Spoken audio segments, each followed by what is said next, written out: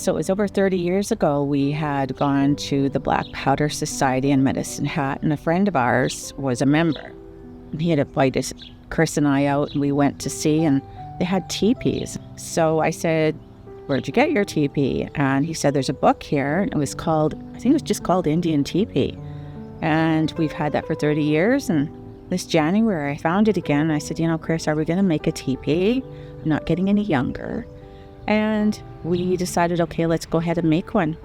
Chris does upholstery and furniture repairs, so he ordered the canvas. It came from India, of all places, and we started sewing. And I only sewed 2 straight lines on a teepee myself because I'm not an upholsterer.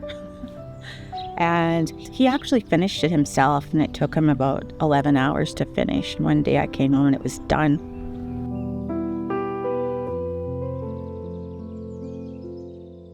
I think the next challenge I had was, where do I put it to paint it? Because 40 feet by 20 feet was a lot to ask for.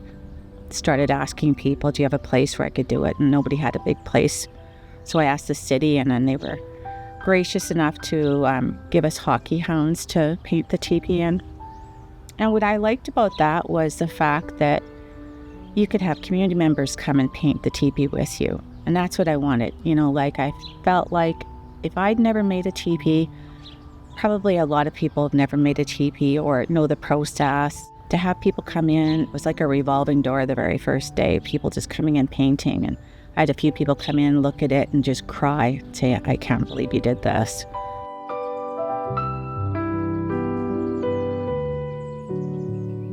We went out there, it was such a beautiful day, and as soon as we drove up, I was shocked, I guess, a little bit by the size of the trees. It was something I was worried about because I didn't have a truck, I didn't have a trailer, I had no chainsaws or experiencing in falling trees. So to get them out of the trees was another job, because that was one of my lessons, is when you harvest teepee poles, make sure you harvest them close to the road, because otherwise it's hard to get them out.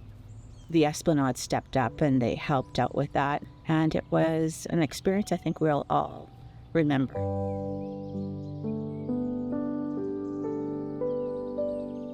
I was going to have people come and help me harvest and also peel the poles, but I wanted to do something on my own. I really felt like it was something that I wanted to be connected to my ancestors with. And I can tell you that I shed tears, I laughed.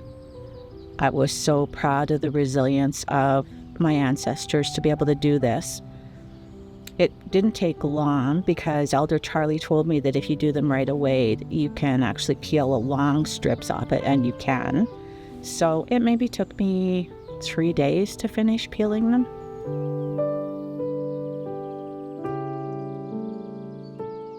It was a moment that was 30 years in the making. And to be able to set it up beside the Samas teepee was amazing. Like I said, community again coming forward, Stu from Cousins bringing his truck and trailer to take the poles there. My husband, he's got so much pride in helping set up the teepee. And Elder Charlie also made a big difference because his teachings are so important to us.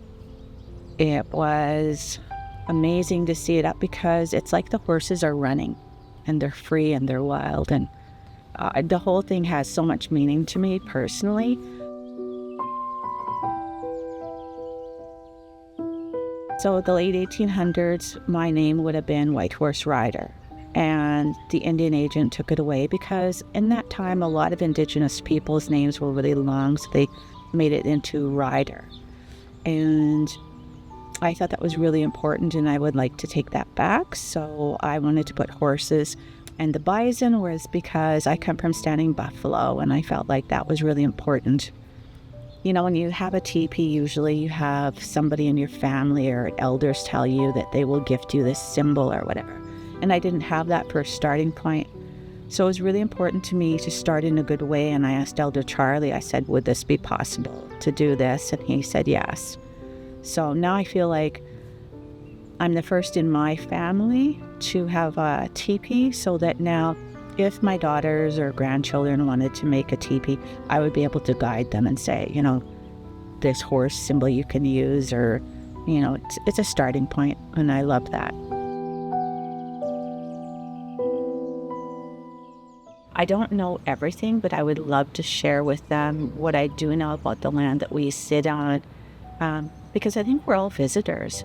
Elder Charlie, his people lived here for thousands of years. I'm a visitor. I come from Fort Qu'Appelle, Stunning Buffalo, and we're originally from the States and into Canada. So I think it's just important to, share space, hold space for one another, and talk about who we are and where we came from.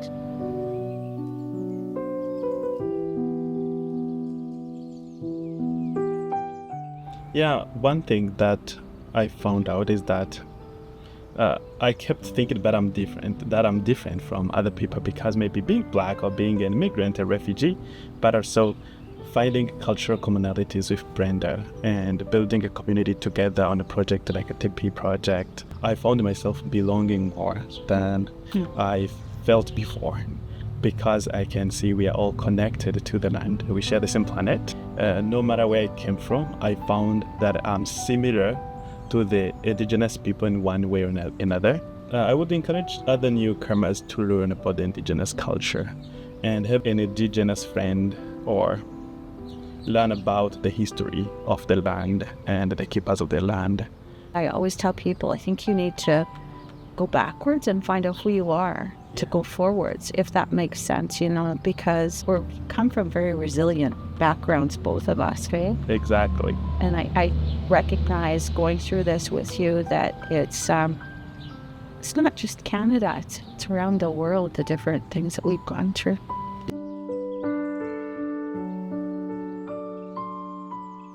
It's still very surreal to be able to sit in a teepee created with love and good intention by community, because I find that since I've had this, I've sat in here and shed tears, not tears of sadness, but just tears of, what my ancestors went through.